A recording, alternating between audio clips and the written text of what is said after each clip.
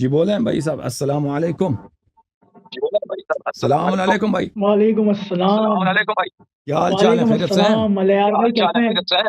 اللہ کا کرم، میں کافی دیر سے آپ کی کال کا ویٹ کر رہا ہوں، لیکن ہو نہیں پا رہی. اور آپ سنیں کیسے ہیں؟ اللہ تعالیٰ آپ کو عزت دے. خدا آپ کو سلام دیجیے. Thank you sir. سر میرا آج کا ایک سوال ہے جی جو ابو بکر، عمر اور عثمان رضی اللہ عنہ کے لیے ہے.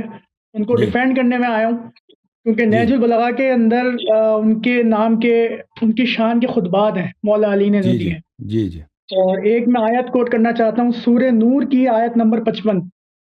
اس میں اللہ جی پاک فرماتے ہیں، اللہ نے تم میں سے ایمان والوں کو اور اچھے ایمان کرنے والوں کو وعدہ فرمایا ہے کہ ضرور ضرور انہیں زمین میں خلافت دے گا، جسے ان سے پہلو کے لوگوں کو خلافت دی تھی، اور ضرور ضرور ان کے لیے ان کے اس دین کو جما دے گا جو ان کے لیے پسند فرمایا ہے، اور ضرور ضرور ان کے خوف کے بعد ان کی حالت کو امن سے بدل دے گا. وہ میری عبادت کریں گے، میرے ساتھ کسی کو شریک نہ ٹھہرائیں گے، اور جو اس کے بعد ناشکری کرے تو وہی لوگ نافرمان ہیں. اور اسی کے متعلق ایک نہج البلاغہ کا ایک خطبہ ہے، مکتوب نمبر 6، حضرت امیر معاویہ کے نام پہ جو خط لکھا تھا مولا علی نے، اس پہ انہوں نے فرمایا کہ جن لوگوں نے ابو بکر، عمر، عثمان کی بیعت کی تھی، انہوں نے میرے ہاتھ پر اسی اصول کے مطابق بیعت کی جس اصول پر وہ ان کی بیعت کر چکے تھے، اور اس کے بنا پر جو حاضر ہے اسے پھر نصر ثانی کا حق نہیں، اور جو برو وقت موجود نہ ہو اسے رد کرنے کا اختیار نہیں، اور شواری کا حق صرف مہاجرین اور انصار کو ہے. وہ اگر کسی پر ایکا کر لیں اور اسے خلیفہ سمجھ لیں تو اسی میں اللہ کی رضا اور خوشندی سمجھی جائے گی. اب جو کوئی اس شخصیت پر اعتراض یا نظر ثانی اختیار کرتا ہو الگ ہو جائے تو اسے وہ سب اسی طرح واپس لائیں گے جدھر سے وہ مخروف ہو گئے انہیں، اور اگر انکار کرے گا تو اس سے لڑیں کیونکہ وہ مومنوں کے طریقے سے ہٹ گئے، دوسرے اوپر ہو لیا ہے، اور جدھر وہ پھر گیا ہے اللہ تعالیٰ بھی اسے ادھر ہی پھیر دے گا. سر آپ مجھے اس چیز کا ذرا تفسیر اور ایلوبریٹ کریں آنسر کو کہ یہ کیا ہے. اچھی بات ہے. میں آپ کی خدمت میں پہلے آیت کی ترجمہ پیش مولا کروں علی کہ کے تو خطبات ہیں ان کے لیے. اچھی بات ہے. میں آپ کی خدمت میں پہلے آیت کی ترجمہ پیش کروں کہ ایک منٹ میں اجازت دیں، میں آپ کے ساؤنڈ کو میوٹ کر دوں کیونکہ میری آواز دوبارہ مجھے واپس آ رہی ہے آپ کے مائکرو فون سے. دیکھیں جہاں تک آیا کا تعلق ہے، وعد اللہ الذین آمنوا منکم وعملوا الصالحات لیستخلفنہم فی الارض، یہ لیستخلفنہم فی الارض یہ پوری زمین کی حکومت کی بات ہو رہی ہے، اور یہ اہل بیت علیہ السلام سے وعدہ ہے. اور ابو بکر عمر کو تو ان کو پوری زمین کی حکومت کبھی ملی نہیں ہے، یہ تو واضح بات ہے. اور دوسری بات ہے وعد اللہ الذین آمنوا منکم وعملوا الصالحات، یہ وعدہ کن سے؟ مؤمنین سے جن کا ایمان بھی عمل صالح بھی ہے. اور ہمارا آپ کے علماء سے دعوت یہی ہے کہ آپ ابو بکر عمر کا اسلام ثابت کریں. ہم بھیا ان کا اسلام جس دن آپ لوگوں نے ثابت کیا، میں اس دن آپ کے علماء بھی اچھی طرح سے سن رہے ہیں، میرا چیلنج آج سے نہیں 15 سال سے، آپ کے علماء جس دن ابو بکر عمر کا اسلام ثابت کیا، میں نے عرض یہی کیا کہ میں اپنا نام حسن اللہ یری سے چینج کر کے غلام یزید رکھوں گا، اور میں آؤں گا پاکستان تاکہ تم مجھے طالبان کے حوالے کرو اور مجھے پھانسی دے دو. جی سر کیا فرما ان رہے کا ہیں؟ اسلام کیا، ان کا میں مرتبہ بھی ثابت کر دوں گا کہ رسول اللہ صلی اللہ علیہ وسلم نے اور مولا علی نے اوکے ان کا مرتبہ کیا دیا. ہاں ٹھیک ہے، وہ اسلام جب ثابت کرنا ہے آپ کے مولوی نہیں کر سکتے تو آپ کیا ثابت کریں گے؟ ٹھیک ہے نا. تو پہلی بات یہ ہے. تو یہ آیا کے متعلق میں مزید عرض کرتا ہوں. یہ الکتاب الکشف والبیان عن تفسیر القرآن المعروف بتفسیر الثعلبی، اللہ آپ کا بھلا کرے، اس میں ملاحظہ فرمائیے.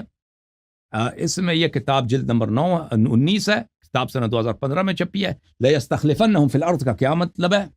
اَيْ لَيُوَرِّثَنَّهُمْ، میں ان کو وارث بنا دوں گا، ان کو مالک بنا دوں گا. ارض الکفار من العربی والعجمی فیجعلہم ملوکہا وساستہا وسکانہا، پورے زمین کے جتنے عرب ہیں اور غیر عرب ہیں، یعنی پوری زمین کی ملکیت ان کے حوالے کر دوں گا.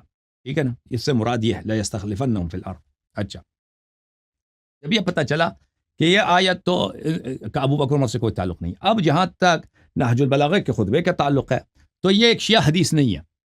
نہج البلاغہ جو کتاب ہے میرے بھائی، اگر آپ میرے اسی چینل پہ چلے جائیں، وہاں پہ جو یوٹیوب چینل ہے اس میں آپ کو دکھا دیتا ہوں، وہاں پہ میرا ایک کلپ ہے، بلکہ ایک اسپیچ ہے، کیا نہج البلاغہ میں ابو بکر عمر کی تعریف موجود ہے، اس عنوان کے تحت میرے اسی یوٹیوب چینل میں میرے 2 گھنٹے کی تقریر ہے، اس میں آپ دیکھ لیں، اس میں نے بہت تفصیل سے بات کیا کہ نہج البلاغہ اس طرح نہیں ہے کہ یہ سب صحیح احادیث ہیں اور یہ سب شیعہ احادیث ہیں، اس طرح نہیں ہے۔ اس کتاب کے مصنف محدث بھی نہیں تھے، اور یہ متأخر بعد میں بنی ایک کتاب لکھی گئی ہے۔ یہ کتاب 5ویں صدی میں لکھی گئی ہے، اور یہ کتاب اس طرح نہیں ہے شیعوں کے نزدیک سب سے جو اہم کتاب ہے یا سب سے جو معتبر کتاب ہے وہ نہج البلاغہ ہو۔ یہ جو آپ خطبہ بیان کر رہے ہیں، اس نہج البلاغہ کے مؤلف نے اپنے کتب میں شیعوں کے بھی حدیث لے کے آئے اور مخالفین کے بھی حدیث لے کے آئے۔ یہ خطبہ جو آپ پڑھ رہے ہیں یہ مخالفین کے کتب میں سے، اور نہج البلاغہ سے پہلے ابن قتیبہ الدینوری جو متوفی سنہ 274 ہیں، وہ شریف رضی سے 200 سال پہلے آئے ہیں، انہوں نے اپنی کتاب میں 200 یا 150 سال پہلے آئے ہیں، اس سے پہلے انہوں نے اپنی کتاب میں الامامہ والسیاسہ میں اس کو نقل کیا، الامامہ والسیاسہ لابن قتیبہ الدینوری، جز نمبر 1، اللہ آپ کا بھلا کرے، کتاب چھپی ہے سنہ 1990 میں۔ اس کتاب میں صفحہ نمبر 113 میں کتاب علی الی معاویہ مرۃ ثانیہ، امیر المؤمنین علیہ السلام کے خط معاویہ کو دوسری دفعہ، فإن بيعتي بالمدينة لزمتك وأنت بالشام لأنه بايعنا الذين بايعوا أبا بكر وعمر وعثمان على ما بايعوا فلم يكن للشاهد أن يختار ولا للغائب أن يرد وإنما الشورى للمهاجرين والأنصار۔ وہی خطبہ جو نہج البلاغہ کیا اس سے پہلے یہ لا چکے ہیں اپنی کتاب میں۔ اور اسی طرح کتاب واقع الصفین نصر ابن مزاحم کی جو کتاب ہے اس میں سے وہ بھی نقل کرتے ہیں، کن سے؟ شعبی سے، عامر ابن شراحیل شعبی سے، کہ جو مخالفین کا ہیں وہ ان کے کتاب سے نقل کرتے ہیں۔ یہ کتاب واقع الصفین ہے نصر ابن مزاحم المنقری، متوفی سنہ 212۔ یہ کتاب مصر میں چھپی ہے، یہ جو ایران میں لکھا ہے نا منشورات مکتبۃ مرشد النجفی، یہ آف سیٹ ہے، اصل میں یہ مصر کی چھپی ہے۔ یہ مصر کی کتاب کو ان لوگوں نے دوبارہ اسی کو فوٹو کاپی کر کے چھاپ دیا، اس کو آف سیٹ بولتے ہیں۔ اچھا، یہ صفحہ نمبر 227 میں روایت ہے عمر ابن سعد سے، نمیر ابن وعلہ سے، عن عامر الشعبی، وہی روایت جریر والی روایت یہاں پہ ہے کہ اس میں آ جاتا ہے کہ بسم اللہ الرحمن الرحیم فاما بعد فان بیعتی بالمدینہ لزمتک وانت بالشام۔ یہ بھی شعبی شیعہ نہیں ہے، تو یہ شیعہ حدیث ہے ہی نہیں، یہ مخالفین کی حدیث ہے بھائی، مخالفین کی حدیث ہے، ٹھیک ہے نا۔ تو اور اس کے علاوہ میں آپ کی خدمت میں عرض کروں کہ بات سنیں، یہ روایت اس لیے اہم ہے، یہ روایت اگر ہم اس کو مان بھی لیں نا، اس کے کوئی اعتبار نہیں ہمارے نزدیک، تو اس کی وجہ یہ ہے کہ دیکھیں معاویہ جو ہے، لوگوں کو معاویہ کا جو صوبہ تھا شام، یہ کب فتح ہوا ہے؟ عمر کے زمانے میں فتح ہوا۔ وہاں کے سب لوگ پرانے صحابی نہیں ہیں، وہاں کے سب لوگ یہ بعد میں پیغمبر صلی اللہ علیہ وسلم کی وفات کے بعد مسلمان ہوئے ہیں۔ اور معاویہ وہاں پہ کیا تھا؟ وہ لوگ سب ابو بکر عمر کو خلیفہ مانتے تھے، عثمان کو بہت ہی نیک خلیفہ مانتے تھے، اور وہ معاویہ نے ان کو جمع کیا ہے کہ ہم کیا، ایک منٹ بھائی، کیا کہنا چاہ رہے ہیں؟ کیا کہنا چاہ رہے ہیں؟ میں یہ کہہ رہا ہوں کہ آپ کا جو آپ کہہ رہے ہیں کہ یہ مخالفین کی خطبات ہیں، تو ہم کیسے مان لیں یہ مخالفین کے خطبات ہیں؟ کیونکہ ابھی جو چھپ رہی ہے جتنی بھی نہج البلاغہ جو چھپی ہیں لاہور سے، کوئٹہ سے، یا جہاں سے بھی، اس میں تو ایک ہی چلتی آ رہی ہیں۔ اگر ٹھیک ہے نا، نہج البلاغہ سے پہلے ایسے ہم ایسے تو پھر ہم آپ کی بھی حدیثوں کو رد کر دیں کہ یہ مخالفین کے اوپر ہے پھر۔ تو نہج البلاغہ میں اس خطبے کا کوئی سند ہے ہی نہیں، ٹھیک ہے نا، کہ وہ کہاں سے نقل کر رہا ہے، ٹھیک ہے نا، کوئی سند نہیں ہے۔